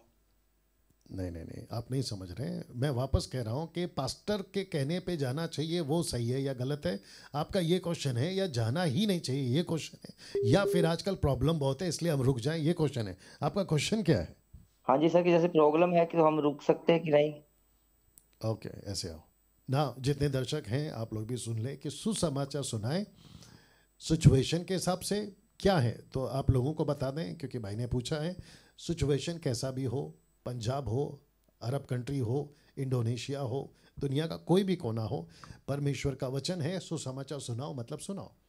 अब हमको देखना है कि सामने वाला बंदा सुनता है कि नहीं सुनता है। अगर सुनता है तो प्रेज गॉड, अच्छी बात है, उसका जीवन बदलेगा। मैंने जैसे लास्ट टाइम भी कहा था कि हम तो आप लोगों के ऊपर मेहरबानी कर रहे हैं। जैसे हम पर किसी ने मेहरबानी करी, यीशु ने हम सब पर मेहरबानी करी, वैसे अगर हम तुम्हारे घर पर आए हैं तो तुम्हारे के लिए मेहरबानी करें ताकि तुम्हारा अनंत काल का जीवन बचे। जैसे कोई कॉल आता है आप लोगों को और कहता है कि आपके नाम की लॉटरी लग गई, तो आप लोग क्या करते हैं? आजकल तो खैर बहुत सारे फेक कॉल्स आते हैं, लेकिन अगर जेन्यून होगा, सच्चा होगा, आप तो उछल पड़ोगे, बोला अरे भाई लॉटरी लग गई है, लाखों की, करोड़ों की, जो भी है, राइट। वैसे ही अगर आपके घर पर मसीह लोग आते हैं जो बाइबल की बातें, यीशु की बातें सिखाते हैं, तो वो एक हिसाब से आप लोगों का जीवन बचता है और आप लोग अनंत काल का जीवन पाते हैं। ये बताना हर व्यक्ति का फर्ज है, परमेश्वर का आदेश है, जिसको इंग्लिश में कहते हैं मैंडेटरी है। मैंडेटरी मतलब करना ही करना है, चाहे सिचुएशन कोई भी हो। और कोई कहे इसलिए नहीं जाना है, हमको जाना ही है। एक परिपक्व मसीह या सच्चा विश्वासी सुसमाचार सुनाने के रास्ते ढूंढता ही रहता है, कहीं ना कहीं से, कैसे ना कैसे करके मौका मिले तो गॉस्पेल सुनाओ। ये तरीका हमारा, हम सबका होना बहुत ज़रूरी है। लेकिन साथ ही साथ ये भी देखो कि वो व्यक्ति आपके सुसमाचार को जो प्रभु ने दिया है वो उसको इज्जत दे रहा है या नहीं दे रहा है, सुन रहा है या नहीं दे रहा है। उसके बाद में आप तय कर सकते हैं, कोई बात नहीं भाई साहब, आपको पसंद नहीं है छोड़ दीजिए, आज आपको नहीं समझ में आए, रहने दीजिए। मेरा फ़र्ज़ था, मैंने आपको बताया है, आगे आपकी मर्ज़ी है। उसको नमस्ते अच्छे से भूलकर आप निकल जाइए, ये कर सकते हैं भाई साहब। जी सर। और जी सर जैसे कि पर्चे छपवा के, वचन छपवा के बांटते हैं, वो बांट सकते हैं? जी क्योंकि मैंने बिल्कुल। सर देखा है कि यहाँ पे कई जनों ने पर्चे वचन छपवा के हर एक व्यक्ति के हाथ में पकड़ाए और बाद में दिखाया था कि वही वचन कहते पैरों में रोड पे पड़ा होता सर। देखिए इसके दो जवाब है, ठीक है। आपने अपना काम किया, जी सर। आपने अपना वचन सुना दिया, जी सर। उसके बाद की गारंटी आप लेते हो कि भाई रास्ते पे नहीं फेंकना, ऐसा आप ले सकते हो? नहीं सर, नहीं। Very good. वैसे ही मैं भी कह रहा हूँ, वो उसके बाद क्या करता है वो उसका न्याय होगा। उसने उसको फेंक दिया, और ऐसी कितनी बार है और कितनी गवाहियाँ हैं कि हमको पहले किसी ने पर्चा दिया था लेकिन हमने तो उसको पलट कर नहीं देखा, उसको तो हमने गुस्से से फाड़ दिया, जला दिया, XYZ, लेकिन 1-2 साल के बाद में वही पर्चा या वैसी बातें उसका जीवन बदल देती है और वो गवाही देता है। ये भी तो होता है ना भाई साहब? जी जी। हाँ, तो आपका काम आप करें, वो क्या फेंक देते हैं क्या नहीं करते हैं वो उनका न्याय है। पर्चा छोड़िए साहब, पूरा का पूरा बाइबल फेंक देते हैं, आप क्या बात कर रहे हो? जी सर। जी। तो उसका न्याय आपसे थोड़ी लेगा परमेश्वर। आपका ठीक। काम आप करें, finish. Okay, okay sir, okay. या गॉड ब्लेस। नेक्स्ट। जय जी जी। या जय मसीह। ओके, उम्मीद करता हूँ कि आप लोगों को बातें समझ में आई, और ये बहुत ज़रूरी है कि आप हर चीज़ का ज्ञान रखें। जी जी। हेलो। हेलो। या हेलो जी भैया। सर। सर जय मसीह की सर। क्या क्या? अच्छा, जय मसीह, बोलिए जी सर, मेरा प्रश्न ये है सर, जी। जैसे हम मत्ती के पहले अध्याय में ही लिखा हुआ है, हम आदम के जमाने से जैसे सर हैं, तो जैसे मसीह पर हमने विश्वास किया तो उसी समय से हमारा पाप क्षमा हो गया सर जी। तो यदि हम मन कर्म और वचन से फिर क्या हम मन कर्म और वचन से फिर पापी हो जाते हैं सर? क्या क्या क्या किससे? मन कर्म और वचन से। आप नहीं समझ में आ रहा आपका क्या बोल रहे हैं आप? वचन से कैसे पापी हो सकते हैं? जैसे हम कुछ गलत शब्द बोल दिए किसी को, या मन में कुछ गलत विचार कर दिए। ओके ओके, आई थिंक मैं थोड़ा बहुत समझ पा रहा हूँ। भाई कह रहे हैं कि हमारा उद्धार हो गया है, पाप क्षमा हो गए हैं, आदम से लेकर उद्धार पाने तक का जो स्वभाव था वो तो चलता आ रहा है, लेकिन यीशु मसीह में वो पाप माफ़ हो जाता है। लेकिन उसके बाद शब्दों से, वचन यही शायद बोल रहे होंगे, वचन से कर्म से, हाँ तो दिक्कत हो गई थी शब्दों से या कर्म से पाप जो हो जाते हैं, तो देखिए झूठ बोलना गलत है, आप हो जाते वो दूसरी बात है, लेकिन आप वो रास्ते में क्यों जाना चाहते जो आप छोड़ कर आए हैं? हाँ, आपको अपना नेचर बदलना है, आपको अपना स्वभाव बदलना है, उसी के ऊपर तो काम करना है। मैंने प्रचार क्या किया था, जब तक तुम सकरे रास्ते पर नहीं आओगे, तुम्हारा अनंत काल का लाइसेंस, अनंत काल का टिकट, अनंत काल का जीवन स्वर्ग में जाने का वो आपको नहीं मिलेगा। उद्धार पा लिए लेकिन चौड़े में चल रहे हो, सेल्वेशन हो गया चौड़े में चल रहे हो, बपतिस्मा भी हो गया चौड़े में चल रहे हो। चौड़ा मतलब चौड़ा वाला नहीं, चौड़ा रास्ता। सकरे पे नहीं आओगे जब तक, तब तक आपको सेल्वेशन ना के बराबर है, नहीं मिलेगा आपको। सेल्वेशन छोड़िए, परमेश्वर के रास्ते पे आप नहीं चल पाओगे, सकरे रास्ते में चलना बहुत ज़रूरी है। तो नेचर तो बदलना होगा, बातें बदलनी होगी, आदतें बदलनी होगी। मैं आपको और एक बता दूँ, मुझे नहीं पता कि ये बातें क्यों आती हैं इनके मन में या बाकी लोगों के मन में। मुझे लगता है कि कहीं ना कहीं ये जो कुछ टक्के प्रचारक है ना, जो मोटिवेशनल ब्लेसिंग टाइप की बातें करते हैं, इन लोगों की वजह से इन लोगों के मन में ये बातें उठ रही हैं, ऐसा मुझे लग रहा है।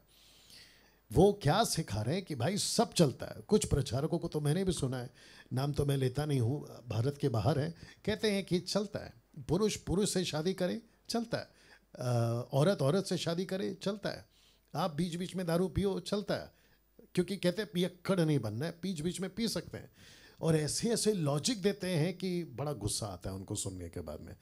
तो मुझे लगता है कि उसका असर, और भारत में भी कुछ नमूने हैं ऐसे लोग जो इस प्रकार की उटपटांग सिखाते हैं, तो उनकी वजह से इनके मनों में या आप लोगों के मनों में ऐसा आता होगा कि अरे थोड़ा बहुत तो कर ही सकते हैं, कोई गुंजाइश नहीं है, कोई गुंजाइश नहीं। एक टॉपिक है पवित्र स्थान का और अति पवित्र स्थान का।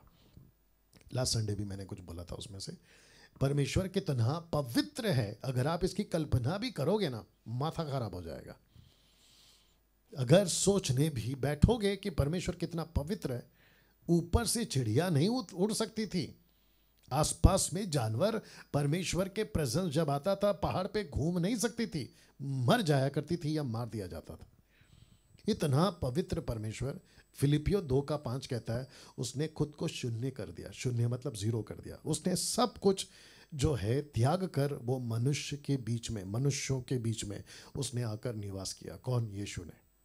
वो परमेश्वर जो अति पवित्र स्थान में जाने के लिए हारून को कहता था कि अगर तुझ में जरा भी दोष पाया गया तो ऑन द स्पॉट मर जाएगा, जिसके चलते उसके कमर में रस्सी बांधी जाती थी। अगर घुंघरू की आवाज़ नहीं आ रही है, क्योंकि आवाज़ें दाने के लिए या चलने के लिए, हलचल करने के लिए आवाज़ें सुनना ज़रूरी था बाहर वालों को, तो जिसके चलते अगर आवाज़ बंद हो गई तो पता चला कि बंदे ने गड़बड़ किया, मर गया, रस्सी खींचो, डेड बॉडी बाहर आती थी। इतना पवित्र परमेश्वर जिसने खुद को शून्य किया, और लिखा है पापियों के बीच में उठता बैठता, चुंगी लेने वालों के बीच में उठता बैठता। तो यीशु के शून्यता को सस्ता मत बनाइए, जो गलत है वो गलत है। ओके भाई साहब? जी सर। Sir hello sir. जी जी मैं सुन रहा हूँ। और सर जैसे हम जो संतान गिनते हैं सर, मत्ती के पहले अध्याय में 42 उनको पीढ़ी रहता है सर, तो हम गिनते हैं तो 41 पीढ़ी आता है। 42वां पीढ़ी हम लोग हैं जो मसीह में विश्वास करते हैं सर, मसीह के संतान हुए जी। तो मसीह के संतान हुए तो हम निष्पाप हुए सर। अब फिर जी हमारे में कोई पाप नहीं है जी, हमारा पाप क्षमा हुआ जी, हम मसीह के संतान हो गए जी। जी सर। तो सर मतलब अब हमारे में कोई पाप नहीं है, हम जैसे परमेश्वर पवित्र है वैसे हम भी पवित्र हो गए हैं सर। जी बिल्कुल। जी सर। हाँ, लेकिन आपको पवित्र जीवन जीना है ना। जी सर, झूठ नहीं बोलना है, पाप से बच करके रहना है। हाँ, तो ये चुनाव कौन करेगा? हम कर रहे हैं। हाँ, वही तो मैं कह रहा था इतनी देर से। जी जी सर। आपके सामने अगर किसी ने दारू की बोतल लाकर दी और बोला भाई साहब इसको पियो, तो आप ये बोल के पी सकते अरे मैं तो वैसे ही परमेश्वर की संतान हूँ, अगर पी भी लिया तो क्या फर्क पड़ेगा? ऐसा है? नहीं है सर ऐसा। तो फिर संतान हो ना हो, ये ज्ञान हो या ना हो, मती का पहला अध्याय लिखा हो या ना हो, आप परमेश्वर के रास्ते में चल रहे, गलत तो गलत है ना भैया। जी सर, जी सर, गलत तो गलत चलिए है। चलिए, okay, thank you, God bless. Thank you. Okay, next call. Hello hello. दारू की बोतल लाकर दी, कट कर। या आप लोगों को आवाज़ आ रही होगी, ये जो क्रैकर्स हैं, फटाकड़ी जिसको कहते हैं, ये अभी भी फोड़े जा रहे हैं। मैंने न्यूज़ में देखा था, कॉल आएगा तो बताना, मैंने न्यूज़ में देखा था कि भारत सरकार, दिल्ली सरकार ने, चालू रखिए जी, हेलो, अगर पी भी है भाई शाबाश। तो केजरीवाल साहब ने कहा था कि दिल्ली के अंदर किसी प्रकार का कोई क्रैकर नहीं फोड़ना है, ये सुप्रीम कोर्ट का ऑर्डर था। उसके बावजूद लोगों ने जो है क्रैकर फोड़े हैं, पोल्यूशन खराब हुआ है। मुझे नहीं समझ में आता है, धर्म अपनी जगह है, आपके फेस्टिवल्स अपनी जगह है, लेकिन बुद्धि किधर है भाई? बुद्धि किधर है? जहाँ पे अभी हमारा ऑफिस है, रात को 3 बजे तक पड़ोस वाले लोग, और मुझे नहीं पता भूत फोड़ रहे थे या इंसान फोड़ रहे थे, रात को 3 बजे। अगर भूत फोड़ रहे थे क्रैकर्स तो समझ में आता है भूत है, अगर इंसान कर रहे हैं तो समझ में नहीं आता है, क्या मूर्खता है। एनीवे जी, हेलो हेलो जी, जय मसीह की। जय मसीह जी, बोलिए। पास्टर जी, मैं ये पूछ रही थी कि जब हम लोग तो समाचार करने जाते हैं जी, तो जो ज्यादा पढ़े हुए लोग नहीं हैं जी, तो थोड़ा दिक्कत आती है, तो क्या करना चाहिए? जैसे आप बोलते हैं कि बाइबल पढ़ना है, या लिखा भी हुआ है कि बाइबल पढ़ने से ही ज्ञान आता है, अपने से जब पढ़ते हैं तब संतुष्टि आती है। ओके, तो पढ़े लिखे कौन नहीं है? जो सुसमाचार सुनाने जाते हैं उनकी बात कर रहे हैं, या जी जिनको जी सुनाते हैं उनकी बात कर रहे हैं? जी, जब सुनाते हैं तो वो लोग पढ़े हुए लोग नहीं रहते, तो कहते हैं कि हम तो पढ़े हुए है नहीं, हम अनपढ़ है, हम कैसे समझें, ठीक है, क्या ठीक करें? है, उनको समझाने में भी दिक्कत होता है हमको। ठीक है, ठीक है। आप खुद कब से हैं सिस्टर? जी, मैं 10 साल से हूँ। 10 साल से, कोई बात नहीं। और आप मसीह मंथन के मेंबर हैं? जी हाँ। ओके, उसके बावजूद ये क्वेश्चन, एनीवे। देखिए, विज्ञान, पढ़ाई, एजुकेशन, ये जितनी भी तरक्कियां हुई हैं, ये सब अभी अभी हुई हैं, 16वीं सदी के बाद से बोल सकते हैं, ठीक है ना। लेकिन उसके पहले ना पढ़ाई थी, ना बाइबल हाथ में थी, ना किसी प्रकार का फ़ोन था, ना किसी प्रकार का फेसबुक था, यूट्यूब था। तो सिस्टर जी, उस टाइम पे लोग कैसे उतार पाते थे? थोड़ा दिक्कत आता है उनको ज़्यादा समझाने में। नहीं नहीं नहीं नहीं नहीं, देखिए, जो जिस भाषा में समझ पाता है उस भाषा में बातों से अगर समझ आ गई तो ठीक है, लेकिन उसके बाद उसको बाकी जानकारी के लिए बहुत सुविधा है। जैसे अगर कोई बहरा है, अंधा है, गूंगा है, उसके लिए अलग तरीका है उन तक सुसमाचार पहुंचाने का। जो अनपढ़ है उनके पास में भी अलग तरीका है सुसमाचार पहुंचाने का। वो पढ़ नहीं सकते हैं तो एप्लीकेशंस है बाइबल की जो फ़ोन में आती हैं, उनको सुनने के लिए कहिए, या फिर कोई हफ्ते में एक बार उनके पास जाकर बाइबल पढ़कर, एक किताब को पढ़कर उनको समझा सकता है, ये कर सकता है, राइट? जी, तरीके बहुत मतलब हैं। पहले हम मसीह मंथन में जैसे नहीं थे तो सब वो लोग दूसरे जगह जा रहे हैं, तो वो जब बाइबल जैसे पढ़ते तो समझ में आता उनको, थोड़ा इधर मुड़ते, सच्चाई के तरफ जाते हैं। तो वो लोग दिखावा में हैं, जैसे चमत्कार पे जा रहे हैं ना। वो टॉपिक अलग है ना सिस्टर, आपने जो पूछा है मैं उसकी बात कर रहा हूँ। तो पढ़े हुए लोग ज्यादा नहीं है, इसलिए मैं बोली। तो मैं वही कह रहा हूँ कि जो नहीं समझ पाते हैं, हफ्ते में एक बार जाके उनके लिए बाइबल पढ़ दो। अगर उनके पास में मोबाइल है तो उनको बोलो एप्लीकेशन डाउनलोड करें, ऑडियो बाइबल आती है वो सुन सकते हैं। बहुत तरीके हैं सिस्टर। हाँ, बाइबल नहीं पढ़ती हूँ उनके पास जाके, ये होता है। मैं वही कह रहा हूँ ना, बहुत तरीके हैं उनको गॉस्पेल सुनाने का। वचन सुनाने का बहुत तरीके हैं। अगर वो नहीं पढ़ पाते हैं, पढ़े लिखे नहीं है, बोलकर क्या हम उनके हाल पे छोड़ दें? तो भारत के अंदर तो ज़्यादातर मेजोरिटी गरीबों की है। भारत के अंदर ज़्यादातर मेजोरिटी जो है अनपढ़ों की हैं, जो पढ़ नहीं सकते। तो क्या उनको गॉस्पेल नहीं सुना है? जी सुना है। हाँ, फिर तरीका बहुत है। और अभी जो युग में हम लोग जी रहे हैं ना, यहाँ तो बहुत आसान है। फेसबुक है, यूट्यूब है, फ़ोन है, और हमारे जो प्रचार होते हैं वो सुना दिया करो। जी मतलब वही बात है, वो मोबाइल भी उन लोग के पास जैसे कि नहीं है, नहीं चलाने भी आता है, वो सब थोड़ा पूछना है, इसीलिए मैं पूछ ऐसा रही हूँ। कुछ नहीं है सिस्टर, सबको आता है आजकल मोबाइल चलाना। छोटे छोटे बच्चों को आता है मोबाइल चलाना। क्या बात कर रही हैं आप? गाँव है ना तो बात तो अच्छी है। गांव के अंदर भी तो है ना फ़ोन। हमारे आप अकेली हैं कि पूरे गांव? कितने लोग हमको कॉल करते हैं, बात करते हैं गांव से। इक्का दुक्का होंगे तो वो इक्का दुक्का को सबकी कैटेगरी में तो नहीं डाल सकते ना हम। नहीं। तो जो इक्का दुक्का हैं उनके लिए कोई अलग तरीका निकालिए। जी आप कौन से स्टेट से हैं? जी मैं बिहार से बोल रही हूँ। सही। तो आपको मीनल को कॉल करना है, वो आपको बताएंगे ठीक से, ठीक है? जी चलिए, ओके, थैंक जय यू। माँ। या okay, next call. Hello hello, next call. Hello hello, cut करो। या पीछे आवाज़ आ रही है और फिर कॉल कर रहे हैं। या हेलो हेलो, जी, जय मसीह। जय मसीह, बोलिए। हेलो, कट करो। Hello, next call. हेलो जय मसीह जी। जी, जय मसीह जी पास्टर जी। जी, हाँ जी पास्टर जी, 1 कुरिन्थियों पहला 14। Next call. हेलो हेलो जी, हेलो। जी भाई साहब, जय मसीह ब्रदर। जय मसीह। ब्रदर मैं एक बात पूछना चाह रहा था आपसे। जी जो मसीह व्यक्ति अगर कोई गरीब हो, जी उनका मतलब विवाहित हो गया हो कुछ गलती से, और चर्च में उनकी आशीष ना मिला हो, मतलब चर्च में जो शादी होता है वो शादी ना हुआ हो, तो उनका लिए क्या सोल्यूशन है? क्या क्या क्या? मतलब हम तो मसीह नहीं थे, हम तो गैर मसीह थे पहले। जी तो मैं गैर मसीह था, तो मैंने एक मसीह लड़की से शादी किया और उसकी घर वाले हमको मतलब सपोर्ट नहीं करते। जी तो मैं अभी मतलब एक चर्च में जुड़ता हूँ, तो उस चर्च से मैं 2 साल में जुड़ा और उन लोगों को बोला कि मुझे चर्च में आप लोग आशीष कर दीजिए, मतलब वो जो चर्च में शादी करके देते हैं ना, जी, तो वो मेरा अभी तक नहीं हुआ। मतलब ओके ओके, तो आप क्या चाहते हैं? मैं चाहता हूँ कि मुझे कोई ऐसा सोल्यूशन मिल जाए कि मैं उसमें मेरा आशीर्वाद हो जाए और शादी हो जाए। मतलब आपकी उम्र क्या है?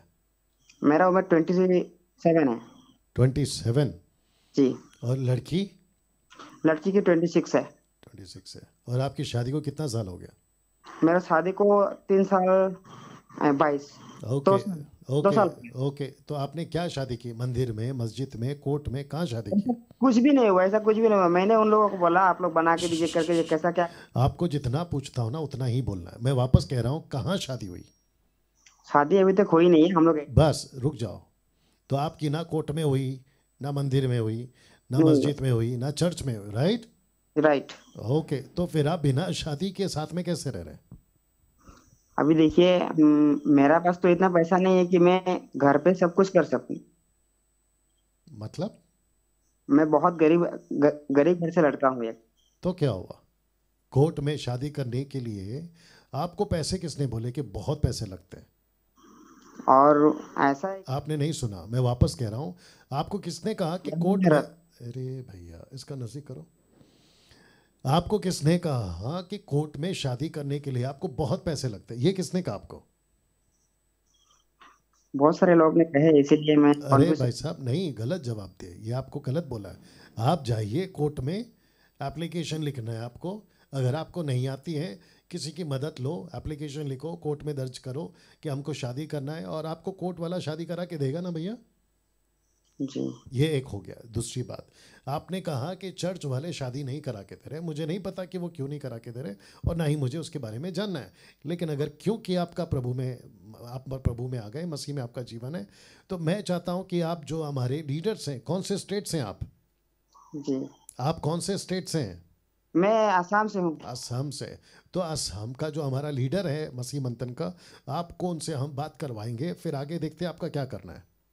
जी ओके, तो हमारा जो लीडर्स हैं, एडमिन्स हैं, मैनेजर हैं, उनको कॉल करिएगा आप। मेरा तो पास नंबर नहीं है उनका सर। हाँ आप मेरा प्रोग्राम देखते हो? जी मैं आपका प्रोग्राम में अभी भी अटेंड था, और मैं आपका प्रोग्राम देख बहुत खुश हूँ, क्योंकि आप खराई शिक्षा देते हैं। मैं खराई शिक्षा से बहुत खुश हूँ, क्योंकि तो आप जब मेरा प्रोग्राम देखते हैं तो नंबर तो हम बोलते हैं ना भैया उसमें। जी वो कौन सा नंबर है मुझे इतना, क्योंकि मैं आज आप अभी जो हमसे बात कर रहे हो ना, फोन अच्छा लगा है। के बात कर रहे हो ना भैया, जी यही नंबर पे कॉल कर लीजिए। तो ब्रदर मैं इस नंबर में और दूसरे दिन ही फोन कर सकता हूँ, मतलब ऐसा जी ये कर टाइम सकते छोड़कर हैं। नहीं नहीं, कर सकते हैं आप, दूसरे दिन भी कर सकते हैं।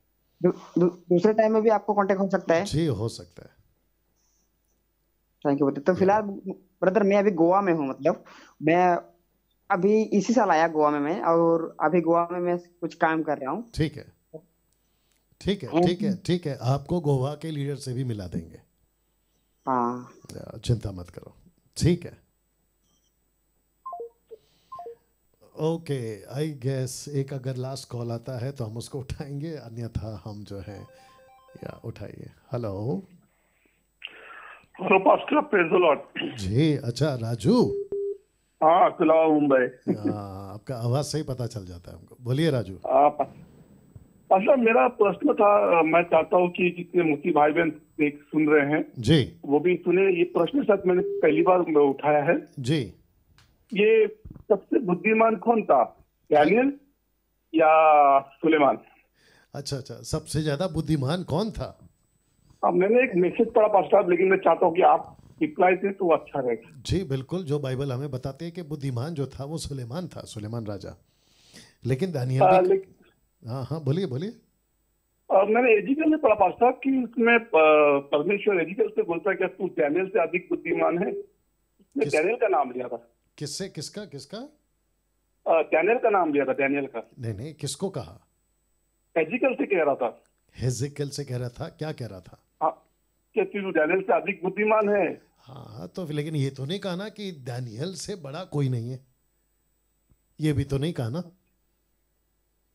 हाँ हाँ, तो दानियल को रखा।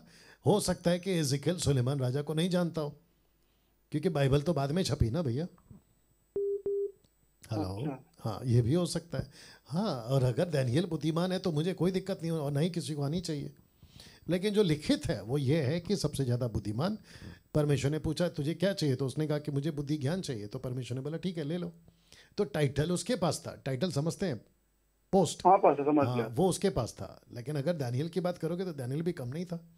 दानियल को दर्शन मिलते थे, प्रकाशन मिलते थे, और वो उससे बातें करता था। लेकिन नॉलेज की बात करें तो राजा सुलेमान का नाम है, इसलिए उसको बोलेंगे हम। लेकिन मुझे दानियल से कोई दिक्कत नहीं है। एक प्रश्न आता है कि जिसके 1000 बीवियां वो इतना बुद्धिमान कैसे हो सकता है? क्या क्या क्या क्या? जिनकी 1000 बीवियां हो और ऊपर से उसने उनकी बातों में आकर अपना सब कुछ भूल गया। Good question Raju, good question, अच्छा सवाल है। और जितने दर्शक देख रहे हैं मैं आपको भी बता दूं, कुछ 500 के आसपास में आपको भी बता दूं। देखिए, जब परमेश्वर देता है ना, इस बेस पे नहीं देता है कि तुम आगे गलती करोगे, क्योंकि तुम आगे गलती करोगे तो मैं तुमको अभी नहीं दूंगा, ये बेस पे नहीं दिया था। परमेश्वर ने मूसा को कहा था कि मैं तेरे हाथ में जो लाठी है उसमें सामर डालता हूँ, तेरे को मैं एक प्रॉफिट देता हूँ, भविष्यवक्ता उसका बड़ा भाई हारून वो देता हूँ। लेकिन परमेश्वर को पता था कि आगे गलती करेगा। और हमको कब पता चला? बाद में पता चला।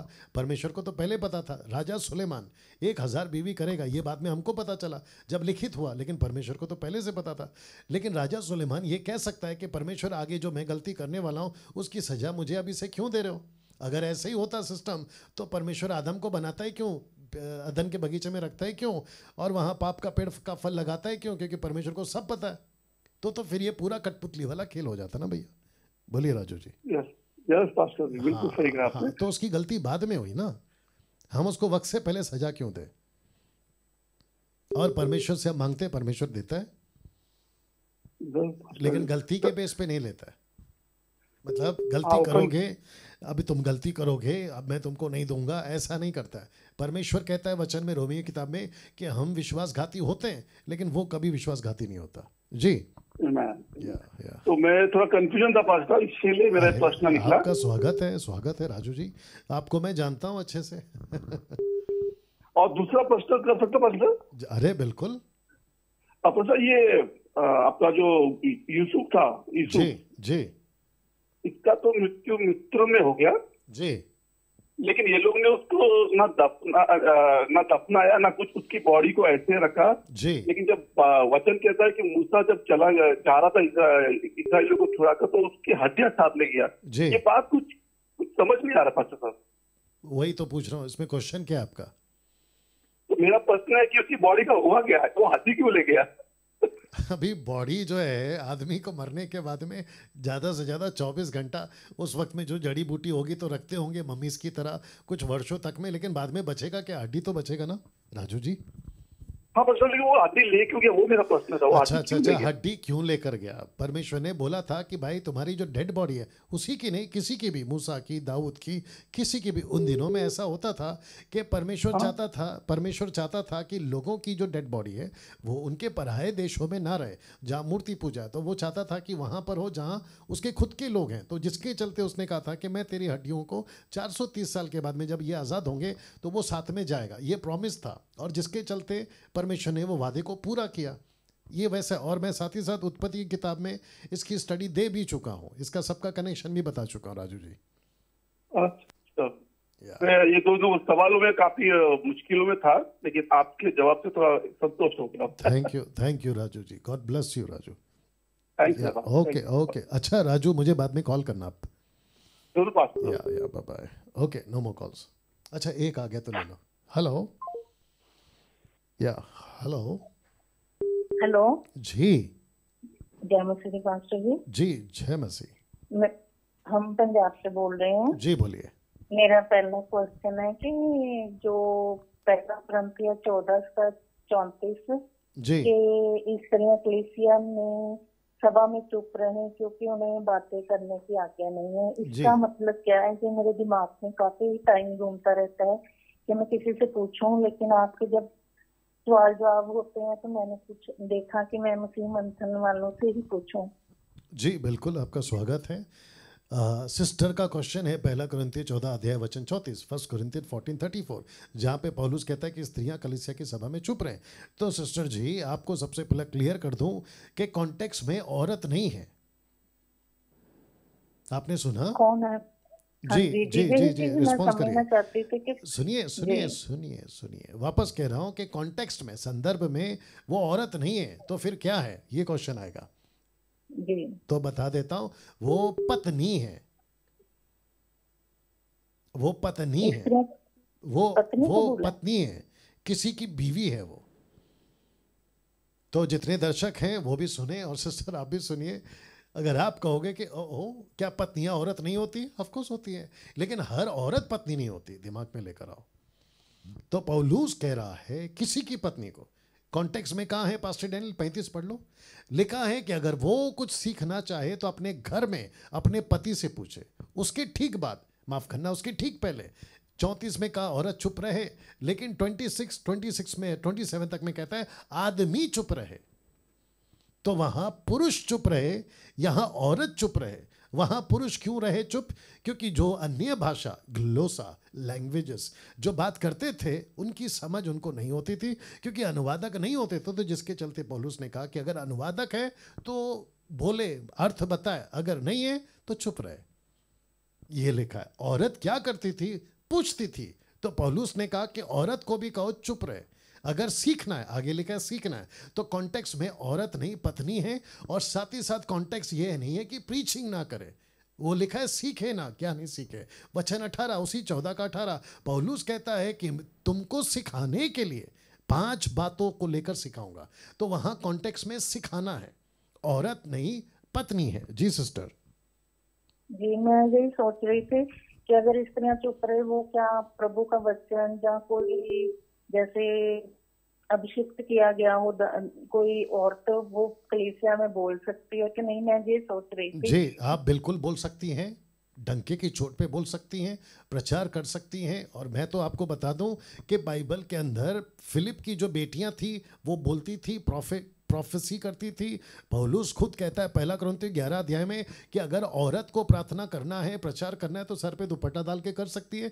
तो उन दिनों में चर्च में किसी भी जगह पे पौलुस ने कभी नहीं कहा कि औरत बोल ही नहीं सकती, ऐसा कहीं नहीं है। औरत बोलती है, औरत बोलती थी, पत्नियां बोलती थी, सब कुछ होता था। पास्टर बन सकती है, अपोस्तल बन सकती है, 5-fold मिनिस्ट्री में किसी में भी। और परमेश्वर को किसी को बनाने में रोक कौन सकता है? आपकी और मेरी औकात है कि हम परमेश्वर को रोक दें? मत्ती 28:18 क्या कहता है? Go make disciples, baptise them, teach them. तो टीच देम, डिडास्का, टीच देम। तो teach them for home? For everyone, वो चाहे पुरुष हो या औरत हो, सबको टीच करना है। जी सिस्टर। पास्टर जी एक क्वेश्चन हो रहा है कि मैं जैसे पंजाब की एक कलीसिया में इवेंजलिज्म किया है ना, उसमें ना जैसे बहुत कुछ गड़बड़ी थी, मैं पीछे कुछ बोझ बनने लगा, मैं पीछे हट गई। जैसे पैसे के मामले में हर किसी को महानता दी जाती है, छोटे को तुच्छ समझा जाता है। जब मैं बैठती थी तो मुझे अंदर से घृणा आती थी कि प्रभु ने तो अपनी कलीसिया में, मंदिर में सब कबूतरों के अड्डे उठाकर फेंके थे। तो यहाँ लोग क्यों ब्लाइंड हुए हैं कि इस चीज का विरोध क्यों नहीं करते? तो मैं उस टाइम से बोझ लेकर पीछे हट गई। काफी मुझे धक्का लगा, लेकिन मैंने प्रभु को पकड़े रखा। मुझे और मेरी फैमिली को बहुत जैसे फील हुआ कि ये लोग क्या कर रहे हैं प्रभु के नाम से, चर्च बनाना है, पैसे पैसे हर टाइम, पंपलेट, ये अच्छा नहीं है जी। तो उन लोगों का क्या होगा? वो बोलते हैं परमेश्वर की आपकी पुतली होती है, कोई पास्टर की विरोध ना करो, ये ना करो। जैसे पतरस ने बोला था, पौलुस ने बोला था कि पतरस की चाल टेढ़ी है, तो उसको डांटा था। तो हम क्या प्रभु आगे निवेदन कर सकते हैं कि जहाँ किसी से कुछ अपना दुख दर्द बांट सकते हैं?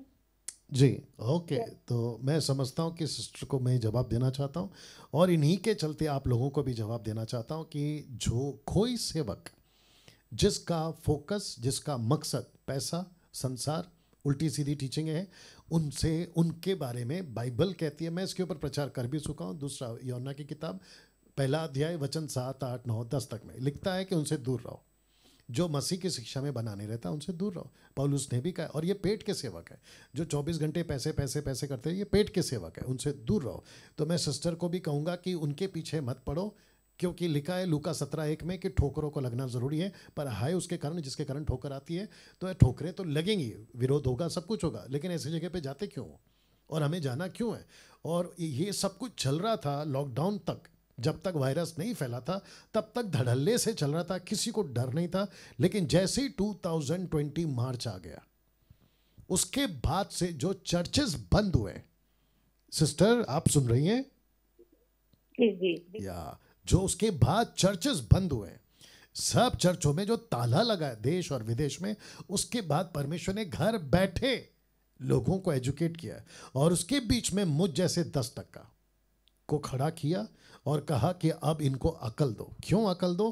क्योंकि आपको भी पता है आज भी और तब भी खरे प्रचारकों को उनके बीच में आने की इजाजत नहीं थी, दरवाजा बंद कर देते थे, कहते थे कि ऐसे प्रीचर को नहीं बुलाएंगे जो बिल्कुल खरा प्रचार करते हैं, तो वो हमारे को नहीं बुलाते थे। परमेश्वर ने कहा ठीक है। क्या गजब का काम हुआ कि परमेश्वर ने सबको, कहते ना, घर बंदी कर दिया, घर में बांध के रख दिया, अब तुम सीखोगे। तो मुझ जैसों को परमेश्वर ने आप लोगों के बीच में 10% को जो खरा प्रचार करते भेजा। और अभी जब सब कुछ ठीक हो गया है, लॉकडाउन खुल गया है, खैर अभी तक ख़त्म तो नहीं हुआ है, लेकिन अभी भी बरकरार है वायरस, लेकिन अभी परमेश्वर कहता है कि ओके, डैनियल राज, मसीह मंथन या मुझ जैसे 10% कहता है कि अब तुम इनके लिए खड़े रहो। तो हम खड़े, जिसके चर्च में उल्टे सीधी बातें होती है, उल्टा सीधा सिखाया जाता है, बाइबल के बाहर सिखाया जाता है। जो अच्छा सिखाते हैं उनके साथ बने रहो, जो अच्छा पास्टर है उनके साथ बने रहो, जो अच्छी कलीसिया अकॉर्डिंग टू द स्क्रिप्चर उनके साथ बने रहो। लेकिन जो बकवास की बातें करते हैं, आपके लिए हम खड़े हैं, मैं कह रहा हूँ हम खड़े हैं। और 29 राज्यों में मसीह मंथन की कलीसिया उपलब्ध है। तो आपको खास करके पंजाब में भी, क्योंकि बहन पंजाब से, किसी बात की चिंता नहीं करना कि मैयत कहाँ से होगी, शादी कहाँ से होगी, बैप्टिज्म कहाँ से होगा, डेडिकेशन कहाँ से होगा। उन सब का जिम्मेदारी के साथ में हम बात करें, हम आप लोगों के लिए उपलब्ध हैं, चिंता नहीं करना है। Okay sister. बस जी जैसे लोग उनको ज्यादा कर रहे हैं कि सच्चाई की तरफ देख नहीं रहे, यही देख रहे अपनी आशीषों को, बरकतों को, वो चीज का ध्यान और पास्टरों के मगर भाग रहे हैं, लेकिन प्रभु के वचन पर नहीं चल रहे। कलीसिया इतनी भरी जा रही, ये क्या चिन्ह है? हम तो प्रभु से पूछते हैं, प्रभु ये कैसा है कि बोलते अभिषेक है तो ये काम हो रहे हैं। ये चीजों को लेकर ना काफी लोगों के क्वेश्चन है, काफी कंफ्यूज भी है। वो बोलते कि हमारे पापा है, हम तो ऐसे ही करेंगे जैसे वो ओके। एक प्रश्न सिस्टर, आपसे एक प्रश्न पूछता हूँ कि जो 2 रास्ते बताए, एक है सकरा, दूसरा है चौड़ा, तो सबसे ज्यादा भीड़ कहाँ होगी? जो चौड़ा है, खुला है, वहीं भागेंगे सब। तो आप जो कह रही हैं और जो लोग कह रहे हैं कि इतनी भीड़ आती है, तो कौन सा रास्ता है? नहीं, वो बोलते हैं कि हमने मसीह में नहीं, मैं आपको पूछ रहा हूँ, आपको क्या लगता है वो कौन से रास्ते, आपको क्या लगता है वो कौन से रास्ते में? वो खुले रास्ते में जा रहे तो हैं। फिर उसका ये तो होगा ना, ये तो होगा। परमेश्वर ने खुद कहा है कि बड़ी भीड़ चौड़े रास्ते में होगी, लेकिन बहुत तेरे उसका चुनाव करेंगे। और जो कोई कहता है कि हमारा पापा, मैं समझ गया आप किसकी बात कर रहे हैं, हमारा पापा अभिषेकित है। अभिषेकित तो हर व्यक्ति है जिसने अपना जीवन प्रभु को दिया। एक दिन का भी विश्वासी होगा वो अभिषेकित है। तो ये अभिषेकित का जो तमका, टैग लगाकर घूमकर और खुद को कहना बकवास है। यीशु में हम सब अभिषेकित है। यीशु को जो पवित्र आत्मा मिला वो हम सबको मिला। तो हम ए ग्रेड बी ग्रेड वाला कॉन्सेप्ट ही नहीं है। जी सिस्टर। ओके जी, थैंक यू पास्टर जी, काफी कुछ thank you. No more calls. दोस्तों, आप लोगों को एक अनाउंसमेंट कर देता हूँ। कल ये प्रोग्राम आखिरी है, समाप्त हो जाएगा। पूछो जो भी पूछना है, कल ये प्रोग्राम समाप्त होगा। आपने ठीक सुना, तो कल लास्ट है।